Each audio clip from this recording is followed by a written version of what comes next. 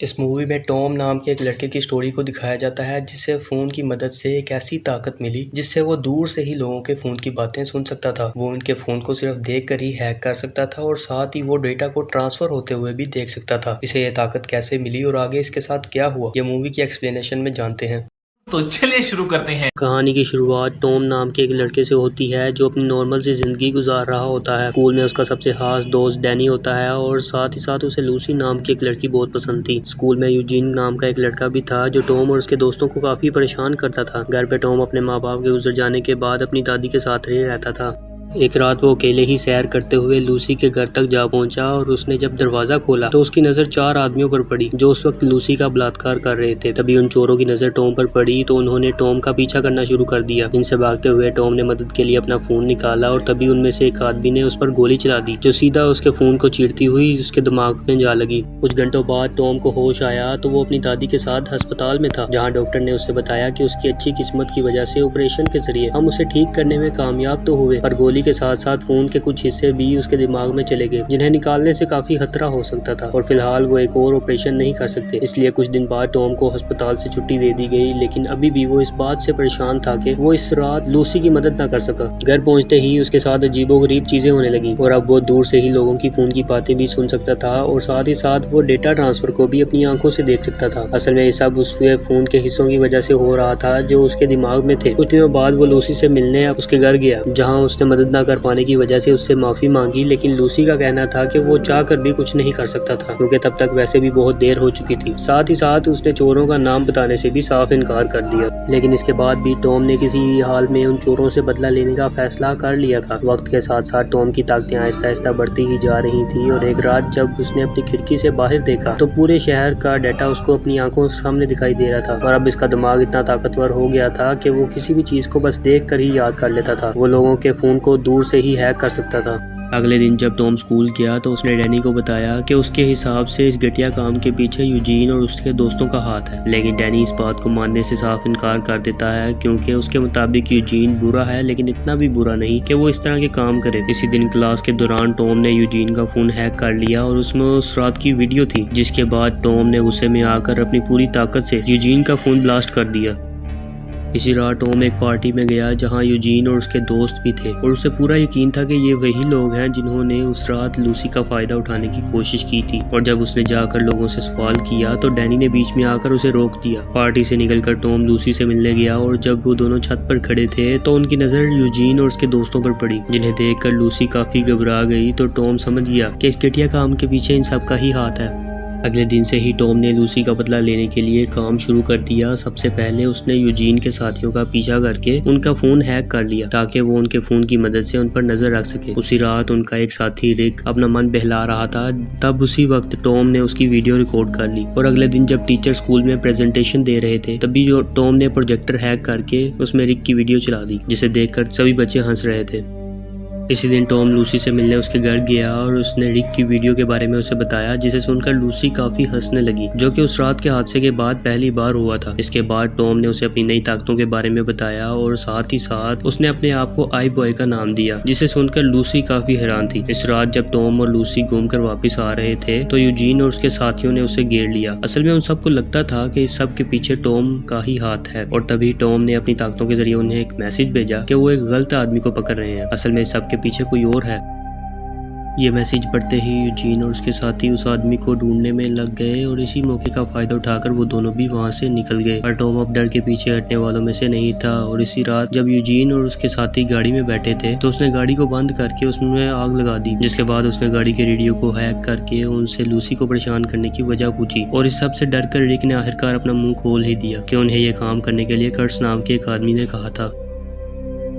अपने सवालों का जवाब मिलते ही टॉम ने उन्हें गाड़ी से निकालकर गाड़ी को पूरी तरह जला दिया। कर्ट्स का नाम सुनते ही उसने उसके बारे में सारी इन्फॉर्मेशन निकालना शुरू कर दी और जल्दी उसे कर्ट्स का पता भी चल गया, जहां उसके कई सारे साथी मौजूद थे और इन सब में टॉम का सबसे खास दोस्त डैनी भी मौजूद था। इन सब का ध्यान भटकाने के लिए टॉम ने कमरे के टीवी में एक वीडियो चला दी जिसमें कोई कर्ट्स की गाड़ी पर पेशाब कर रहा था, जिसके बाद सब लोग उस गाड़ी की तरफ भागे और टॉम इस मौके का फायदा उठाकर उस कमरे में घुस गया।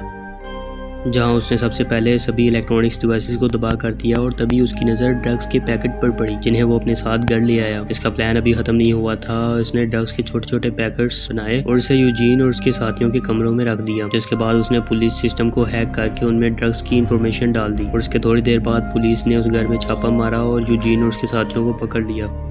इधर कर्ट्स जब अपने अकाउंट से पैसे निकालने गया तो वो पहले ही खाली हो चुका था और ये काम भी टॉम का था। इसके थोड़ी देर बाद कर्ट्स को उसके बॉस एलमन का फोन आया। एलमन ने उसे जल्द से जल्द उस आदमी को पकड़ने को कहा जिसने उसके ड्रग्स के बिजनेस के साथ छेड़छाड़ की थी। इस वक्त टॉम भी कर्ट्स और एलमन के बीच की बातें सुन रहा था। इसने फौरन एलमन के बारे में इंफॉर्मेशन निकालना शुरू कर दी, लेकिन उसके पूरी कोशिश करने के बावजूद भी एलमन के बारे में उसे कुछ इन्फॉर्मेशन नहीं मिली।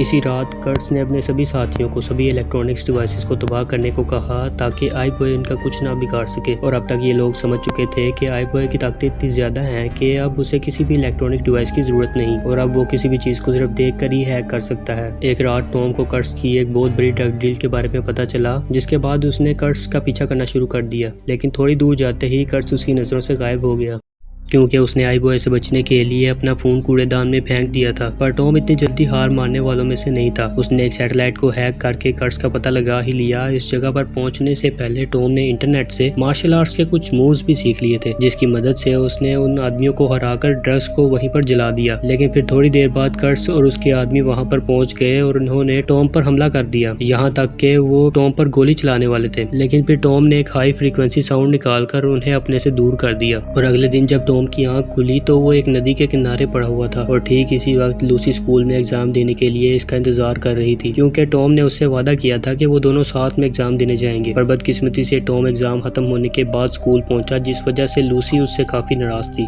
तभी उसकी नजर रिक की लाश पर पड़ी जो स्कूल बिल्डिंग में लटकी हुई थी। ये देखकर सब लोग काफी घबरा गए।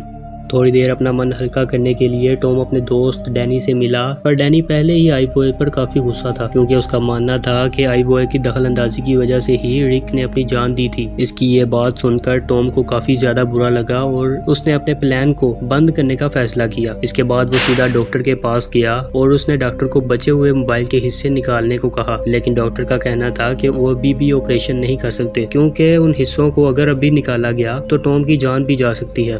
डॉक्टर का ये जवाब सुनकर टॉम सीधा अपने घर चला गया, जहां उसकी दादी को पहले ही कर्ट्स, एलमन और उसके साथियों ने बंदी बनाकर रखा हुआ था और अब इन्होंने टॉम को भी पकड़ लिया था। टॉम एलमन के चेहरे को ठीक तरह से नहीं देख पा रहा था, जैसे किसी चीज ने बीच में रुकावट खड़ी कर रखी हो। इसके बाद एलमन ने उसे बताया कि वो पहले ही टॉम के बारे में सारी सच्चाई जानता था, इसकी ताकतें, उसका दोस्त, उसका पता। इसके बाद उसने टॉम को एक वीडियो दिखाई जिसमें यूजीन और उसके साथियों ने लूसी को बंदी बनाकर रखा हुआ था और अब टॉम को चुपचाप एलमन की सारी बातें मानना होगी, वरना वो लोग लूसी को मार डालेंगे। असल में टॉम की ताकतों का राज किसी और ने नहीं बल्कि डैनी ने ही उसे बताया था, और वो भी सिर्फ चंद पैसों के लिए। पूरी कहानी सुनाने के बाद एलमन ने अपना फोन टॉम के सामने रख दिया। फिर उसने टॉम को अपने बैंक अकाउंट को बढ़ने को कहा। टॉम के पास कोई दूसरा रास्ता नहीं था, इसलिए उसने अपनी ताकतों के जरिए एलमन के अकाउंट को पूरी तरह बढ़ना शुरू कर दिया और साथ ही साथ यूजीन के फोन को भी हैक कर दिया और पुलिस का नंबर भी मिला दिया, जिसके थोड़ी देर बाद पुलिस इनके ठिकाने पर पहुंच गई। पर यूजीन और उसके साथी बहुत ही होशियार थे और वो लूसी को लेकर वहां से चले गए। थोड़ी देर बाद एलमन,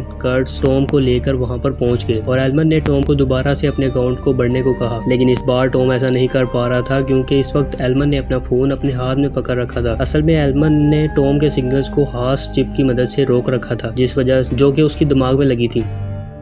पर उसके बावजूद भी टॉम ने अपनी पूरी ताकत का इस्तेमाल करके उसके फोन को ब्लास्ट कर दिया, जिससे सभी लोगों का ध्यान भटक गया। इसी मौके का फायदा उठाकर टॉम ने एक एक करके सभी लोगों के फोन को ब्लास्ट करना शुरू कर दिया और इसके बाद वो एलमन का पीछा करते हुए वहां से बाहर आ गया। और इस सब के बीच एलमन ने लूसी को मुक्का मारकर जमीन में गिरा दिया, जिसे देखकर टॉम तो गुस्से से पागल ही हो गया। जिसके बाद उसने अपनी एक खास ताकत का इस्तेमाल किया, जिसकी मदद से वो किसी को भी जोरदार बिजली का झटका दे सकता था, और उसकी इस ताकत ने एलमन को एक ही झटके में पूरी तरह खत्म कर दिया। कुछ दिन बाद जब टॉम दोबारा सही होकर स्कूल वापस गया तो डैनी ने उससे माफी मांगने की काफी कोशिश की, लेकिन टॉम उसकी एक बात सुनने को भी तैयार नहीं था। और आखिर में हम देखते हैं कि टॉम और लूसी अब एक हो चुके हैं। इसी के साथ मूवी का एंड हो जाता है। मूवी अच्छी लगी तो वीडियो को लाइक और चैनल को सब्सक्राइब करके लाजमी जाइए।